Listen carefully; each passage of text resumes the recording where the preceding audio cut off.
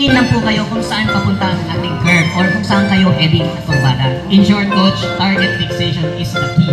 Yes, and look for your way out. And then of course, you lean gently. Wala pong inidraga sa baking ng gusto na rin audio tayo makamote. Wala tayo sa rest lap. And lastly, ang ating pagtapos na po sa kurbada, you can gently roll your power or throttle. Shout out, Kuya Carlos and JC, Idol. Good morning. Alright, paalala lang ulit sa mga bagong dating. Kung gusto nyo pong tumesting ng motor kahit pumaulan, libre yan. All the bikes are yours.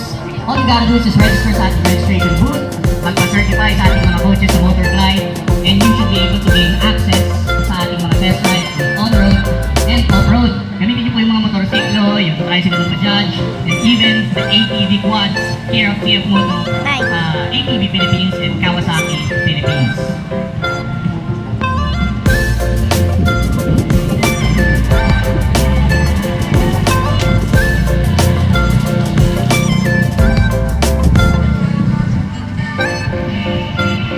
Control ng kanilang motorsiklo.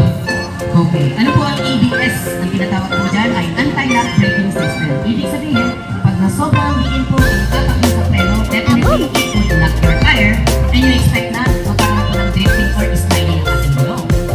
Sa traction control naman po, pag wala pong traction control ng ating motor, you expect na overspin ang ating motor, lalo na pag nasobrang. It's a rainy morning, but we're back.